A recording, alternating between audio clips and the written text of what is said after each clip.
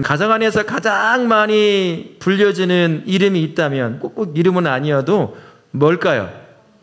엄마예요.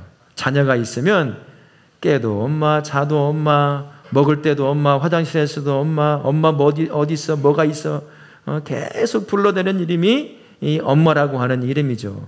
그래서 저는 아빠 되는 사람으로서 굉장히 서운할 때가 있어요. 저는 학교 가다 그러거든요. 얘들은, 야, 너는 아빠도 안 보이냐? 왜 한 번도 안 부르냐? 그래, 변명되죠. 바쁘잖아요. 할 말이 없죠. 엄마가 가장 많이 외쳐대는 곳, 그게 가정이라고 하는 겁니다. 왜 그럴까요? 왜 애들은 자꾸 엄마만 찾을까요? 왜? 뭐 하니까요? 뭔가 해주니까요. 밥 해주죠. 찾아주죠. 입혀주죠. 뭐 주죠. 끊임없이 뭔가를 필요한 것들을 채워주니까 엄마. 이제는 엄마 이름은 사라지고 그냥 엄마만 남아있는 그런 지경까지 되는 거죠. 물론 언제나 엄마가 부모님도 마찬가지고 다 채워줄 수는 없지만 항상 우리 어릴 때는 그리고 어느 정도 성장할 때까지는 부모를 통해서 엄마를 통해서 아빠를 통해서 필요한 것들이 채워지게 되어 있는 거죠. 그런데 부모라고 해도 때로는 채워주고 싶은 것이 있지만 못 채워줄 때가 종종 있죠. 여러분 이렇게 채워줄 수 있나요? 부모가 친한 친구를 만들어줄 수 있습니까? 리포트는 써주고 숙제는 대신해주고 무언가는 대신해 있어도 친한 친구를 만들어줄 수는 없어요. 자기가 만드는 수밖에 없지요. 시험을 대신 쳐줄 수 있나요? 왜 못 쳐주죠? 내가 모르잖아요. 애들보다 더 시험 못 칠걸요? 시험 문제 갖다 주면 특수한 몇 사람만 빼고. 그리고 성적도 마찬가지예요. 못 올려줘요. 올려줬다가는 어떤 일이 발생할까요? 감옥에 가야 돼요. 엄마 아빠는. 불법이니까 말이죠. 해줄 수 있는 게 분명한 한계가 있어. 부모는. 오늘 우리가 읽었던 이 하나님의 말씀에는 그런 부모도 채워주지 못하는 사람들이 누구를 만나서 그 채워짐이 이루어지는 거예요. 그렇게 바라던 것 아무도 주지 못했어요. 부모도 주지 못하는 그것을 누군가를 통해서 받아 누리는 사람. 그게 누구냐라는 것을 우리에게 가르쳐 주고 있습니다. 마태복음 8장과 그리고 마태복음 20장에는 두 명이 등장해요. 두 종류의 사람이 등장하는데요. 마태복음 8장에는 나병 환자가 등장합니다. 나병 환자가 누굴까요? 나병 환자는 문둥병 환자라고도 얘기를 하고 피부에 심각한 질병을 가진 사람이 있습니다. 그래서 어떤 성경학자는 나병 환자라고 번역을 안 하고 피부에 그냥 아토피 이상으로 큰 문제를 가진 사람을 때로는 나병 환자라고도 번역될 때가 있다고 얘기를 할 정도거든요. 여하튼 이렇게 피부에 심각한 질병을 가진 사람이 있었습니다. 마태복음 20장에는 두 명의 시각장애인이 등장을 해요. 눈이 보이지 않습니다. 태어날 때부터 보이지 않는 눈을 가지고 있어요. 수많은 사람들이 예수님이 일으키는 기적들, 그분의 놀라운 말씀을 듣고자 수천 명이 계속 몰려다니는 거예요. 예수님 쫓아서. 근데 그 많은 사람들 중에 치료받는 사람은 8장과 20장에는 딱 두 부류밖에 안 나오는 거예요. 나병 환자와 시각장애자. 그들만 치료가 일어나는 거예요. 여러분 왜 그들만 치료가 일어날까요? 예수님의 능력이 없었을까요? 딱 한 사람만 치료할 능력만 남아서 그럴까요? 내일 지나면 2명 치료할 수 있어서 2명만 치료할 능력이 있어서 그러는 걸까요? 왜 누구는 치료받고 왜 누구는 치료받지 못하는 일이 발생할까요? 여러분 생각은 어떠세요? 이유가 있을 거 아니겠어요? 우리 예수님이 그렇게 인심이 없으신 분일까요? 아닙니다. 치료받는 사람은 왜 치료받냐면 예수님이 치료해 줄 걸 알고 그분이면 내가 필요한 것들을 채워줄 것을 알고 예수님 앞에 나와서 하나님이신 예수님 치료해 주세요. 나 이거 필요합니다. 채워주세요. 라고 그렇게 외친 거예요. 뜨겁게 외친 거죠. 나병 환자라고 하는 사람, 문둥병이 아니어도 피부가 이상한 사람들은요, 이 당시에는 사람들과 함께 할 수가 없었습니다. 전부 다 어떻게 지내야 됐을까요? 사람들이 안 사는 곳, 산이나 사람들이 가지 않는 광야 같은 곳에 따로 집을 지어놓고 거기에 모여 살았어요. 우리나라도 그런 땅이 있습니다. 저기 전라남도에 가면 설옥도라는 그게 섬이 하나가 있어요. 거기도 여전히 나병 환자, 문둥병 환자들이 그렇게 살아가요. 그렇게. 그래서 다른 사람들과 함께 어울릴 수 없어요. 근데 그 사람이 치료함을 받았어요. 예수님 만나가지고. 잘못하면 돌에 맞아 먼저 죽어요. 치료받기도 전에. 저주받은 사람이 우리한테 가까이 왔다고 돌을 막 던져가지고 돌로 맞춰 죽일 수도 있다는 거예요. 근데 그 나병 환자가 치료함을 받았어요. 치료함을 받았어요. 어떤 일이 일어났을까요? 시각장애자인이 두 눈이 보이지 않게 됐어요. 근데 그 사람이 치료받아서 눈이 활짝 열렸어요. 왜 그랬어요? 이유가 뭘까요? 뭐라고 했을까요? 나를 구원해달라고, 치료해달라고. 예수님이면 치료할 수 있다는 걸 아는 거죠. 그렇게 예수님 앞에 외치고 나아갔어요. 돌에 맞아 죽을 각오를 하고 이 저주받은 더러운 사람이 어떻게 감히 우리 앞에 오는 거야 라고 하면서 쫓아내고 돌을 들어 던질 수 있는 걸 뻔히 알면서도 예수님 지나간다고 하니까 목이 찢어져라 예수님께 외치는 거예요. 예수님! 예수님 나 좀 살려달라고. 그러니까 예수께서 그 소리를 듣고 그 간절한 소리를 듣고 그를 치료해 준 거죠. 수많은 사람이 쫓아다녔는데 야 신기하다. 말씀도 참 잘하시네. 그런 마음만 가지고 쫓아다녔지 그 사람들처럼 간절함이 없었어요. 필요한 게 뭔지 아는 사람이 없었던 거죠. 그러니 예수님께 나병 환자라든지 시각장애자인처럼 소리 지를 이유가 없는 거예요. 그냥 신기한 것만 보고 놀라기만 하는 거죠. 그러니 그 역사를 경험하지 못하는 거예요. 치료의 역사를 말이죠. 또 마태복음 15장에 보면 가나안 여인이 등장합니다. 자기 딸이 귀신이 들렸어요. 여러분 귀신 들린 사람 본 적 있어요? 귀신 들린 사람 본 적 있습니까? 힘이 장사예요.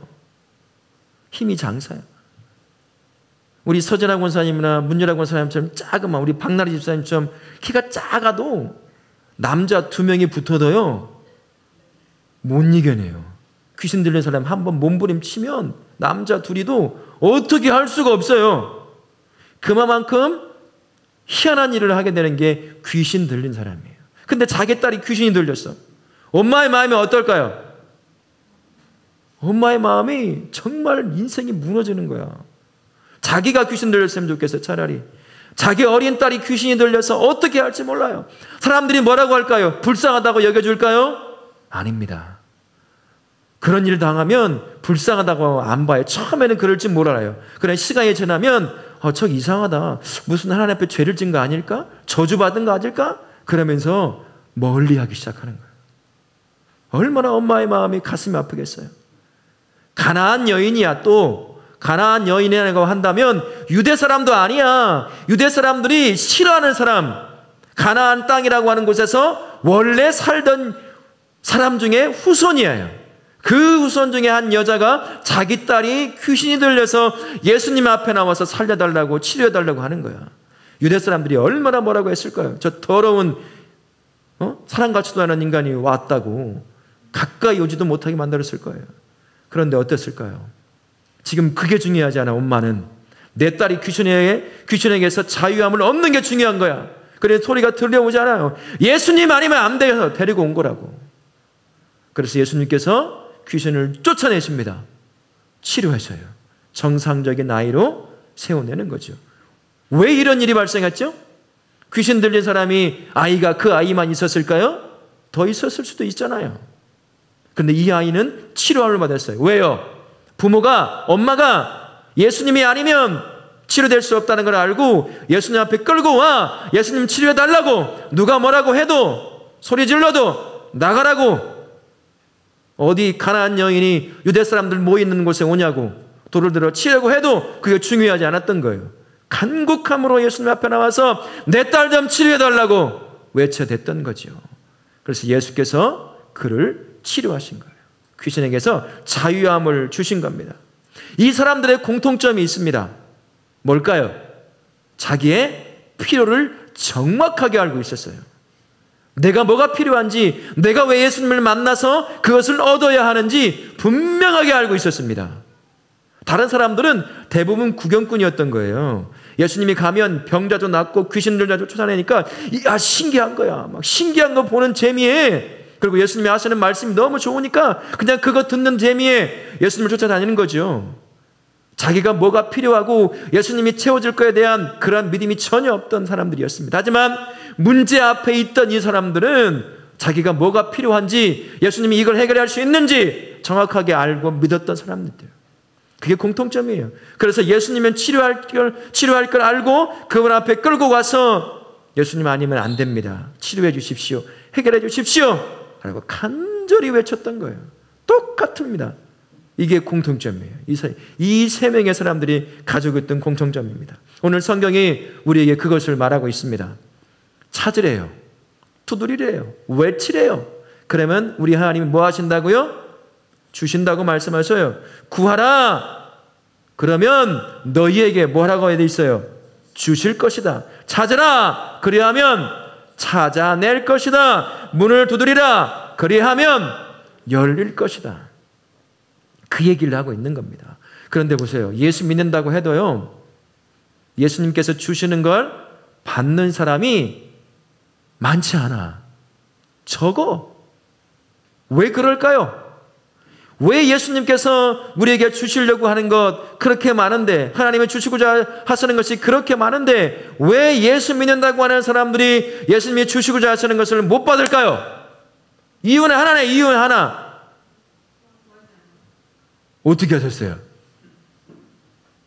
야고보서 4장 2절 하반절에 이런 말씀이 있어요. 너희가 얻지 못함은 구하지 아니하기 때문이다. 구하지 않는다는 거예요. 왜 예수님 앞에 나와서 기도로 간구하고 달라고 말하지 못하는 걸까요? 왜요? 두 가지 이유가 있을 것 같아요.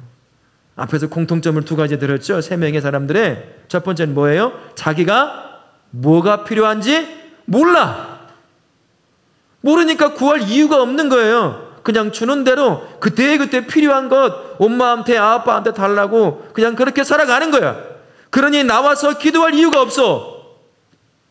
자기가 뭐가 필요한지도 모르니까 말이죠. 그 간절함이 없는 거예요. 그리고 두 번째 이유는 뭘까요? 예수님을 믿지 못하니까 그래요. 그분이 내 인생에 내가 구하면 열어주고 두드리면 열어주고 구하면 주시고 찾으면 찾게 해주실 거라는 믿음이 없어. 에이, 주실까? 우리 엄마보다도 못할걸? 우리 엄마는 뭐 달라고 하면 며칠을 고민해서 만들어가지고 와. 근데 예수님 보이지도 않는 그분이 주실 수 있을까? 믿음이 없는 거예요. 그러니 구하지 않는 거야. 그러니까 예수 믿는다고 이 자리에 앉아서 예배도 드리고 하지만 예수님이 주시는 것을 못 누리는 거예요. 얼마나 안타까운지 모릅니다. 우리 하나님께서 주시고자 하는 것이 너무 많아서 구하게 하셨어요. 구하는 방법이 뭐죠? 기도하는 방법이거든요. 기도를 왜 주셨겠어요? 우리 기도하면서 내 필요를 깨닫고 하나님 이 필요를 채워주세요. 이게 필요합니다. 그렇게 기도하라고 간구하라고 달라고 그렇게 기도의 길을 열어놓으신 겁니다.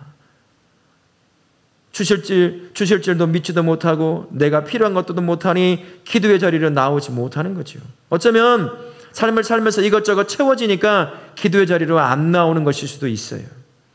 더 좋은 것을 못 누리고 내가 열심히 살아서 얻는 그 정도밖에 못 누리는, 우리 하나님 우리를 그렇게 살라고 우리를 구원하셨을까요? 전혀 그렇지 않습니다. 하나님만이 주실 수 있는 놀라운 것을 받아 누리게 하시려고 우리를 구원하셨고 우리를 예배드리게 하셨고 우리로 하여금 기도하게 하셨다는 거예요. 그런데 찾지 않아. 믿지 못하니까, 필요한 것들이 뭔지도 모르니까, 구하지 않으니까 찾을 수도 없고 두드리도 아니니까 열리지도 않는 거죠. 그러면서 한다는 소리가 뭔 소리일까요? 하나님은 나에게 아무것도 안 줘. 기도도 안 하면서, 찾지도 않으면서, 구하지도 않으면서, 열심으로 소망하지도 않으면서, 뭐가 필요한지도 모르면서 주지 않는다고, 남들 잘 되는 건 배 아파가지고 그러면서 자기는 구하지도 않아요. 그런 원망의 소리를 하더라는 거죠. 그러면 우리 기도해야 돼요. 다리 내려놓고요. 기도해야 돼요. 기도가 바로 구하는 길이에요. 기도가 바로 내가 필요한 것을 하나님에게서 얻는 길입니다. 요한복음 14장 13, 14절에 이렇게 말씀합니다. 우리 같이 한번 읽어보겠습니다. 시작. 너희가 내 이름으로 무엇을 구하든지 아버지로 하여금 아들로 말미암아 영광을 받으시게 하려 함이라. 내 이름으로 무엇이든지 내게 구하면 내가 행하리라. 우리 하나님이 말씀하셨다는 것은 약속하셨던 것과 똑같아요. 부모는 약속을 해도 못 지킬 때가 많아요. 저도 우리 아이들에게 약속을 할 때가 있어요. 두 가지 이유 때문에 못 지킬 때가 있어요. 하나는 가장 먼저 머리에서 잊어버려요. 잊어버리고 말하지 않으면 기억도 안 나요. 어느 순간 잊어버립니다. 또 하나는 줘봐야 이득이 안 될 것 같으니까 안 들어줄 때가 있어요. 부모는 줄 수 있는 게 한계가 있지만 우리 하나님은 그렇지 않습니다. 자기가 내가 구한다고 하면 내가 줄 거야 라고 말씀하시면 반드시 하나님은 그 구하는 것을 들어주시는 분이에요. 그럼 믿으세요? 믿어야 해야 돼요. 믿는 자가 구할 것이고 그렇게 믿고 구하는 자가 하나님의 주시는 것을 받을 수가 있다라는 것입니다. 우리 하나님은 약속을 반드시 지켜요. 그래서 하나님을 뭐라고 부르냐면 신실하신 하나님이라고 불러요. 성경에는 미쁘신 하나님이라고 써 있긴 하지만 똑같은 말이에요. 신실해요. 자신의 약속에 단 한 번도 어기는 일이 없습니다. 정확한 시간에 정확한 방법으로 나에게 가장 좋은 것으로 내가 구하는 것을 주시는 분, 그분이 우리 하나님이십니다. 누리지 못하는 이유가 뭐라고요? 그걸 구하지 않기 때문이다 라는 겁니다. 마태복음 7장 9절부터 11절에는 이렇게 말씀합니다. 우리 같이 한번 읽어보겠습니다. 너희가 악한 자라도 좋은 것으로 자식에게 줄 알거든 하물며 하늘에 계신 너희 아버지께서 구하는 자에게 좋은 것으로 주시지 않겠느냐. 악한 부모라고 해도요, 자식이 요구하면 들어준다는 거예요. 그런데 너를 사랑해서 너에게 모든 걸 주고 싶어하는 네가 구한다면 내가 안 주겠냐? 그 얘기를 하고 계시는 겁니다. 여러분, 기도로 구합시다. 지혜가 부족하세요? 시험 보는데? 공부하는데? 무언가 꿈을 준비하는데? 부족하세요? 지혜 주시는 하나님께 기도로 간구하시기 바랍니다. 꿈을 가지고 준비해 가는데 많은 것이 막힙니까? 기도하십시오. 하나님은 사람을 붙여주실 거예요. 하나님은 환경을 만드실 겁니다. 하나님은 사건을 만들어 가지고 내가 가야 될 그 길을 인도해 가실 거예요. 목사님도 그런 경험을 합니다. 저는 못해요. 할 수 없어요. 하고 싶지도 않았어요. 하지만 하나님이 길을 열고 사람을 만나게 하시고 다양한 방법으로 이것도 하고 저것도 하게 하셨습니다. 그게 하나님께서 우리에게 간구하는 자에게 들어주시는 방법이에요. 하나님께서 말씀하십니다. 네가 구하면 내가 주겠다 라고 약속을 하셔요. 그러니 우리 친구들, 그리고 우리 다울학교 모든 성도님들은 기도하는 일을 멈추지 않기를 바랍니다. 기도 가운데 하나님, 내 인생이 이렇습니다. 내 삶이 이렇습니다. 필요한 것들을 채워주십시오. 그렇게 간구하실 수 있기를 바랍니다. 우리에게 좋은 것 주시고자 하시는 그 하나님의 마음을 완벽하게 보여주는 한 분이 계십니다. 누굴까요? 예수님이셔요. 예수님은 하나님의 독생자이십니다. 나를 위해서 자기의 생명도 내어주시는 분이 예수님이셔요. 자기 독생자까지도 내어주시는 분이 우리 하나님이신데 내가 필요한 거 있을 때 여러분 구하면 안 주시겠어요? 왜 안 주시느냐? 첫 번째는 구하지 않기 때문에 안 주시지만 구해도 꼭 쓸데없는 것을 구해요. 쓰지도 않을 거, 먹지도 않을 거, 입지도 않을 거, 남들이 가지니까 좋아 보여서 그거 달라고 구하니까 그거 쓸모없는 거거든요. 그래서 예수님이 다른 걸로 주는 거예요. 나에게 가장 좋은 걸로, 내게 좋은 걸로, 내가 보기에는 그래서 때로는 그게 좋게 안 보일 때가 있어요. 하나님이 주시는 것들이 나에게 무조건 좋게 보이는 건 아니야. 내가 요구하는 건 따로 있으니까, 다르니까 좋게 보이지 않을 때가 있어요. 하지만 하나님 나에게 허락해 주시는 것은 결국에는 나에게 가장 좋은 거예요. 그렇게 우리 하나님이 우리에게 주십니다. 예수님을 주신 분이 내가 구하는 것들 여러분 안 주시겠어요? 여러분 구하십시다. 기도하십시다. 하나님, 내가 뭘 구해야 할지 모르면 여러분 기도하세요. 하나님, 내게 필요한 게 진짜 뭡니까? 내가 꿈과 비전을 가지고 이 땅을 살아가면서 무엇을 준비해야 할지 도저히 모르겠어요. 여러분, 이 땅에 있는 거의 대부분의 아이들 꿈도 없어요. 비전도 없어요. 뭐가 재밌는지, 뭘 해야 할지 한 번도 생각도 안 해요. 그런 게 없어요. 그러니까 학교 가면 그냥 고개 숙이고 자는 거죠. 그냥 핸드폰 들고 있는 거죠. 공부 잘하고 못하고와 상관이 없어요. 그냥 공부하라고 하니까 하는 거. 그래서 시험 점수 잘 나오니까 공부 잘하는 사람이 되는 거예요. 의사 되라니까 의사 가는 거죠. 변호사 되라고 하니까 변호사 되고 그렇게 가요. 자기 꿈이 하나도 없어요. 하나님 앞에 구해야 돼요. 하나님은 우리를 특별하게 쓰시기를 원하십니다. 하나님은 우리를 붙잡아가지고요, 나 같은 존재도 이렇게 쓰임받는구나 라고 하는 것을 경험하게 만들고 싶어 하시는 분이 우리 하나님이십니다. 엄마 아빠의 눈에 보기에는 정말 이 아이가 뭘 할 수 있을까라고 보일지 모르지만 일단 하나님 앞에 손에 붙들리면 부모의 상상을 뛰어넘습니다. 하나님이 하시겠다는데 누가 막겠어요? 하나님이 이 아이를 쓰시겠다는데 누가 방해하겠습니까? 그거 아셔야 돼요, 부모들은. 우리 아이들도 마찬가지예요. 그래서 꿈도 없고 비전도 없고 뭘 해야 내가 좋은지 아무것도 모를 때 길게 기도하지 않아도 돼요. 하나님, 내가 뭘 하면 좋으세요? 내가 뭘 하는 게 가장 나에게 좋을까요? 하나님도 기뻐하시고 다른 사람들도 행복하게 만들 수 있을까요? 나에게 좀 꿈 줘주세요. 나에게 비전도 주세요. 내가 뭘 해야 될지 깨닫게 도와주세요. 그리고 그것을 구할 수 있는 믿음도 주세요. 그렇게 기도하세요. 길게 기도하지 않아도 돼요. 밥 먹을 때 기도해도 되고, 자기 전에 기도해도 되고, 아침에 일어나서 짧게 기도해도 됩니다. 하나님이 그에게 반드시 가야 될 길을 보여주실 겁니다. 무엇을 감당해야 될지 알게 만들어 주실 거예요. 우리 다울학교의 모든 친구들은 하나님이 주시는 비전과 꿈을 발견해서, 하나님, 내가 이 길을 가야 되는데 필요한 게 이거예요. 기도하며 하나님의 인도함을 쫓아가서 참 하나님의 손에 붙들려가지고 많은 사람들이 보기에, 야, 정말 하나님이 살아계시구나, 정말 멋진 인생을 사는구나, 많은 사람을 행복하게 하고 하나님을 기쁘시게 하고 자기의 인생을 통해서 많은 사람들에게 도움이 되고 능력이 되어주는 그 삶을 사는구나, 사람들이 박수 쳐주고 우리 하나님이 기뻐하는 인생, 우리 하나님이 그런 인생으로 여러분들을 들어 쓰기를 원하셔요. 그런데 구하지 않아. 그러니까 알지도 못하죠. 그러니까 받지도 못해요. 그냥 그렇게 사는 거죠. 우리 다락계 모든 다음 세대, 우리 성도님들도 마찬가지입니다. 이 나이에 뭘 아닙니다. 아브라함이 75세에 부름받아 떠났어요. 100세에 이삭을 낳았어요. 그건 우리 생각입니다. 그러니 구하실 수 있기 바랍니다. 간구하십시다. 기도하십시다.